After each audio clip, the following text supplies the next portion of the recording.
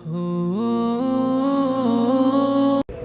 بكم من نعمة فمن الله، تم پر جتنی بھی نعمتیں ہیں یہ سب اللہ کی طرف سے ہیں، اللہ کی طرف سے تم پر احسانات ہیں۔ ثم اذا مسكم الضر فإليه تجأرون، اللہ تعالیٰ فرماتے ہیں کہ دیکھو جب تم پر کوئی پریشانی آتی ہے اور وہ پریشانی ایسی پریشانی ہو کہ سب سے امیدیں کٹ جائیں، کسی سے کوئی امید نہ رہے کہ اب اس پریشانی میں مجھے نہ میرا مال بچا سکتا ہے نہ میرے رشتہ دار مجھے بچا سکتے ہیں، میں ایسے راستے میں آ گیا ہوں کہ سب راستے آگے سے بند ہو گئے ہیں، اب میں یہاں پھنس گیا ہوں، اب چاہے مشرک ہے چاہے کافر ہے، تو وہ صرف ایک اللہ کو پکارتا ہے۔ ثم اذا مسكم الضر فإليه تجأرون، تو پھر مجھے پکارتے ہو، پھر میری طرف آتے ہو۔ اس وقت جب سب راستے بند ہو جاتے ہیں تب تم سب سمجھتے ہو کہ خدا تو صرف ایک ہی ہے، لیکن جب راستے کھلے ہوتے ہیں تو ہر راستہ خدا بنا ہوا نظر آتا ہے، جس طرف کوئی امید نظر آئے تو اس کی پوجا کرنے لگ جاتے ہو، اسی کی تعریفیں کرنے لگ جاتے ہو، اسی کا خیال رکھنے لگ جاتے ہو۔ اور جب دیکھتے ہو کہ سب راستے بند ہو گئے ہیں تو چاہے مسلمان ہو چاہے کافر ہو، چاہے مسلمان ہو کافر بھی، جب اللہ نے انسان کو بنایا، انسان کو پیدا کیا تو اس کے اندر بہت ساری چیزیں رکھی ہیں نا، بھوک بھی رکھی ہے، فطرت میں ہے انسان کی، پیاس بھی رکھی ہے، اس طرح مختلف چیزیں رکھی ہیں۔ اسی طرح فطرت کے اندر ایک اللہ کو ماننا یہ بھی انسان کی فطرت میں ہے، کیا کافر کیا مسلمان یہ سب اللہ کو مانتے ہیں۔ بہت کم لوگ اس طرح ہوتے ہیں جو اللہ کا انکار کر دیتے ہیں کہ بھئی دنیا خود سے خود بنی ہے، ایسے لوگ تاریخ میں بہت کم گزرے ہیں، اور ان کے اس دعوے کو کسی نے تسلیم نہیں کیا، نہ کافروں نے تسلیم کیا نہ مسلمانوں نے تسلیم کیا، نہ سائنسدانوں نے تسلیم کیا، نہ پڑھے لکھوں نے تسلیم کیا، نہ جاہل نے تسلیم کیا کہ یہ تو انتہائی بیوقوفی کی بات ہے۔ بہت کم ایسے طبقہ تھا جو یہ دعویٰ کرتا تھا کہ اللہ تو ہے، ایسا کوئی نہیں، کیونکہ وہ سب دیکھتے ہیں کہ بھئی اس طرح کا نظام ایسا نہیں ہو سکتا۔ تو نبی کے انکاری بھی بہت ہوئے اور دین کے انکاری بھی بہت ہوئے، مگر خدا کے انکاری بہت کم ہوئے، وہ نہیں ہوئے۔ کیوں؟ کیونکہ اللہ نے جب انسان کو پیدا کیا تو اس سے وعدہ لیا تھا، اس کی روح میں ایک چیز ڈال دی تھی، الستو بربکم، اس وقت اس سے پوچھ لیا تھا کہ بتاؤ تمہارا رب کون ہے۔ تو یہ بات کب پوچھی تھی؟ جب اس کو بالکل اس کا آٹا گوندا جا رہا تھا، یعنی بالکل ابتدائی وقت تھا، ابھی اس کی نرم مٹی تھی، اس وقت ساری روحوں سے پوچھا بتاؤ تمہارا رب کون ہے، تو سب نے بیک زبان ہو کے کہا تھا کہ آپ ہی ہمارے رب ہیں۔ تو جب یہ چیز انسان کی فطرت کے اندر ہے، اس کا انکار نہیں کر سکتا۔ تو اللہ فرماتے ہیں کہ جب راستے کھلے ہوتے ہیں پھر ہر کھلا ہوا راستہ جہاں جہاں تمہیں امید نظر آتی ہے وہیں تمہیں خدائی نظر آتی ہے، بس تم کہتے ہو اسی کی پوجا کر لو، اسی کی چاپلوسی کر لو، اسی کی عبادت کر لو اور کوئی میرا راستہ بن جائے۔ اور جب سب راستے بند ہو جاتے ہیں تو پھر تو تم فإلیہ تجأرون۔ ثم اذا کشف الضر، جب اللہ تمہاری آواز پر لبیک کہہ کے تمہارے راستے کھول دیتے ہیں تو پھر کیا ہوتا ہے؟ تم میں سے بعض لوگ اللہ کے ساتھ شریک ٹھہرانے لگ جاتے ہیں۔ تو اس وقت ایک اللہ کو پکارتے ہو، جب راستے کھل جاتے ہیں تو پھر شریک ٹھہرانے لگ جاتے ہو۔ تو اللہ چاہتے ہیں کہ جس طرح سب راستے بند ہوں تب مجھے یاد کرتے ہو، تو جب سب راستے کھلے ہوں تب بھی مجھے یاد کیا کرو۔ پھر آگے لِيَكْفُرُوا بِمَا آتَيْنَاهُمْ فَتَمَتَّعُوا، اگر تم ایسے نہیں کرو گے، جب تم خوشیوں میں ہوگے، مزوں میں ہوگے، راستے کھلے ہوئے ہیں، کوئی تنگی نہیں ہے، کوئی پریشانی نہیں ہے، اور اللہ کی نعمتوں کا انکار کرو گے، اللہ کی نافرمانی کرو گے، اللہ کو پکارو گے نہیں، دعائیں کرتے ہوئے لمبا وقت گزر جائے گا، دعا ہی نہیں کی کیونکہ ضرورت نہیں پڑی، مزے یہ مزے ہیں، اب کیا اللہ کا شکر ادا کروں، کیا اللہ کو پکاروں، کیا اللہ سے باتیں کروں، کی ضرورت نہیں ہے۔ اللہ فرماتے ہیں اگر اس طرح نافرمانی ہو تو پھر اللہ ناراض ہو جاتے ہیں۔ اللہ فرماتے ہیں کہ پھر یہ تو میری نعمتوں کی ناشکری ہے، میں نے تمہیں نعمتیں دی ہیں تو پھر تو زیادہ مجھ سے مانگو، زیادہ شکر ادا کرو، زیادہ مجھ سے باتیں کیا کرو کہ میں نے تمہیں خوش رکھا ہوا ہے۔ جو پریشانی آ جاتی ہے پھر آتے ہو تو اللہ فرماتے ہیں فَتَمَتَّعُوا، تو پھر میری طرف سے یہ اعلان ہے کافروں کو کہ پھر تم مزے کر لو مزے، فَسَوْفَ تَعْلَمُونَ، خود جلد تم لوگوں کو پتہ چل جائے گا کہ حقیقی خدا کون ہے، عبادت کے لائق کون ہے، محبت کے لائق کون ہے۔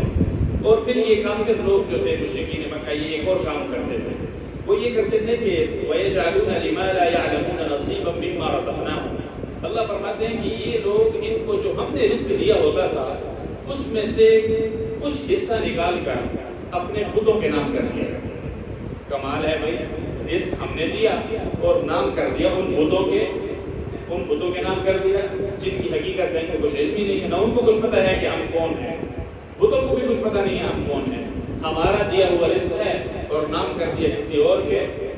اللہ فرماتے ہیں تاللہ لتسألن عما کنتم تفترون، کہ اللہ کی قسم، اللہ خود اپنی ذات کی قسم کرتا ہے، اللہ کی قسم لتسألن، تم سے ضرور بھی ضرور پوچھا جائے گا یہ ساری کی ساری باتوں سے متعلق جو تم کر رہے ہو، یہ جو تم کام کر رہے ہو، جو تم اپنی طرف سے باتیں کر رہے ہو. اب ایک اور بات اللہ فرماتے ہیں کہ مشرکین مکہ کی ایک اور عادت تھی، اور ہمیں مسلمانوں کو یہ بتایا جا رہا ہے کہ تم یہ باتیں نہ کرنا، یہ مشرکین اور کفر کی علامات ہیں، یہ کافر لوگ یوں کرتے ہیں، تم مت کر لینا. اللہ فرماتے ہیں بعض کافر یہ کہتے تھے کہ یہ جو فرشتے ہیں نا یہ اللہ کی بیٹیاں ہیں. فرشتے جو ہیں الیاذ باللہ یہ اللہ کی بیٹیاں ہیں، وہ یوں کہا کرتے تھے. تو اللہ تعالیٰ فرماتے ہیں وَيَجْعَلُونَ لِلَّهِ الْبَنَاتِ، یہ لوگ کہتے ہیں کہ فرشتے اللہ کی بیٹیاں ہیں، یعنی کہ اللہ کی بیٹیاں انہوں نے بنا لی. سبحان اللہ، سبحان اللہ، یہ بڑی عجیب بات ہے. وَلَهُمْ مَا يَشْتَهُونَ، اپنے لیے تو یہ بیٹے پسند کرتے ہیں. ان کی بیٹی پیدا ہو جائے، ان کو کوئی بتا دے کہ تمہاری بیٹی پیدا ہوئی ہے تو ان کا چہرہ کالا پڑ جاتا ہے، چہرہ ان کا خراب ہو جاتا ہے، اور دل میں یہ پریشان ہو جاتے ہیں، غصہ آتا ہے، غم ہو جاتا ہے. اپنے لیے تو بیٹیوں کو پسند نہیں کرتے، اپنے لیے بیٹے، اور اللہ کے لیے کہہ دیا کہ یہ اللہ کی بیٹیاں ہیں. تو اللہ نے یہاں پر مشرکین کی ایک گندی عادت بیان کی. وہ کیا تھی کہ جب ان میں سے کسی کو ان کو خوشخبری سنائی جاتی ہے کہ تمہاری بیٹی پیدا ہوئی ہے، یہ خوشخبری ہے، اللہ فرماتے ہیں خوشخبری بتائی جاتی ہے. وَلَّا وَجْهُهُ مُسْوَدًّا، اس کا چہرہ سیاہ پڑ جاتا ہے. وَهُوَ كَظِيمٌ، دل میں غصہ اور غم بھر جاتا ہے. يَتَوَارَى مِنَ الْقَوْمِ مِنْ سُوءِ مَا بُشِّرَ بِهِ، اور اپنی قوم کے لوگوں سے چھپتا پھرتا ہے اس کہیں ان کو پتہ نہ چل جائے کہ میری تو بیٹی پیدا ہوئی ہے. اس کو سمجھ نہیں آتی اَيُمْسِكُهُ عَلَى هُونٍ أَمْ يَدُسُّهُ فِي التُّرَابِ، کہ ذلت برداشت کرتا رہے اور اس کو اپنے گھر میں رکھے یا پھر اس کو زمین میں دھنسا دے. سمجھ نہیں آتی کہ میں کیا کروں اس کا. أَلَا سَاءَ مَا يَحْكُمُونَ، کتنی بری سوچ ہے یہ جو سوچتے ہیں. اللہ تعالیٰ ہماری حفاظت فرمائے. آج ہمارے معاشرے کے اندر بھی یہ چیز کتنی عام ہے ہر گھر کے اندر، کہ جہاں بیٹی پیدا ہو جائے تو وہاں پر دل پریشان ہو جاتا ہے اور سب کے سب تانے دیتے ہیں، اور گھر والوں کو تانے دیے جاتے ہیں کہ بیٹا کیوں نہیں ہوا، بیٹی کیوں ہوئی ہے. ہمارے یہاں اس معاشرے میں عام ہے. تو مشرکین کی صفت ہے. اللہ کو یہ چیز بالکل نہیں پسند. اللہ کی تقسیم پر اعتراض ہے. بیٹیاں تو اللہ کی رحمت ہوتی ہیں. آپ علیہ السلام کی جو نسل تھی وہ تو بیٹیوں سے چلی ہے. 4 بیٹیوں سے، حضرت حسن، حضرت حسین نواسے تھے آپ علیہ السلام کے. کھڑے ہو جایا کرتے تھے جب کوئی بیٹی آئی تھی تو میں جس کی 2 بیٹیاں ہوں یا 3 ہوں یا 1 ہو، اور اس کی پرورش کرے خوشی کے ساتھ، ثواب سمجھ کر، تو کل جنت میں وہ میرے ساتھ یوں ہوگا جیسے یہ 2 انگلیاں ہیں. جو بہنوں کی خدمت کرے وہ بھی جنت میں میرے ساتھ یوں ہوگا جیسے یہ 2 انگلیاں ہیں. کوئی ماں کی خدمت کرے تو میں کہ اس کے قدموں تلے جنت ہے. تو آپ علیہ السلام نے رشتوں کی قدر کرنا بتایا ہے.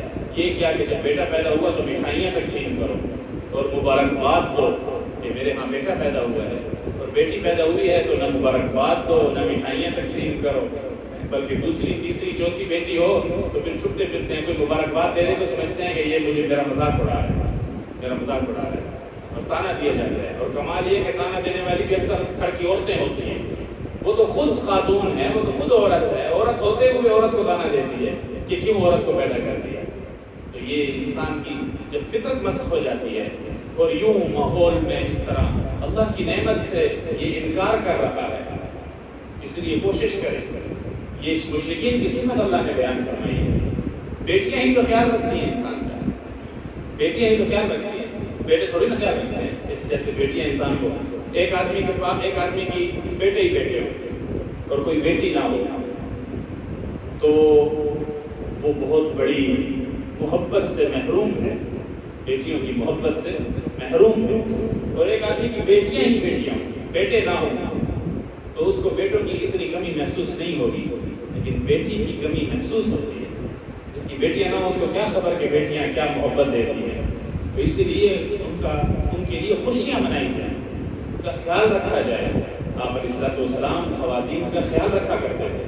آپ علیہ الصلوۃ والسلام کی ازواج مطہرات وہ اونٹنی پر سوار تھی، ایک صحابی آگے لے کر جا رہے ہیں۔ آپ علیہ الصلوۃ والسلام نے فرمایا کہ رفقم بالقواریر، خیال کرو یہ شیشے کے آبگینے ہیں، شیشے کے موتی ہیں جو اس اونٹنی پر سوار ہیں۔ اپنی ازواج مطہرات کے بارے میں فرمایا ان کے خیال کرو، یہ ٹوٹ جاتے ہیں، ان کے خیال سے لے کر چلو۔ اور اس طرح آپ علیہ الصلوۃ والسلام کی زندگی میں واقعات بھرے ہوئے ہیں۔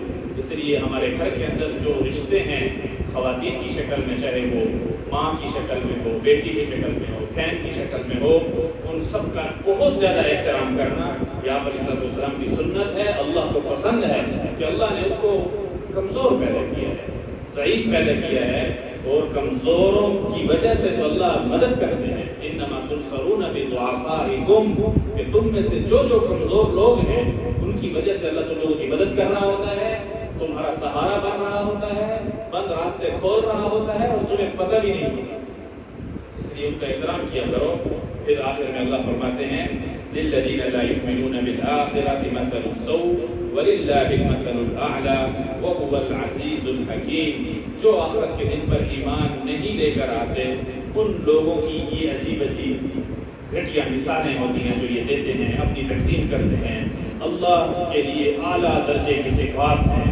اللہ رب العزت ان سب چیزوں سے بہت پاک ہے، اس کے کوئی بیٹا نہیں، اس کی کوئی بیٹی نہیں، وہ اکیلا ہے، اس جیسا کوئی نہیں۔ وہ العزیز الحکیم، وہ عزیز ہے، قادر ہے کہ ان سب کو پکڑ لے، قادر ہے، لیکن حکیم ہے، حکمت کے ساتھ وہ مہلت دیتا ہے کہ جلد نہیں کرتا پکڑنے کے اندر، لیکن ایک وقت آئے گا جب وہ پکڑے گا۔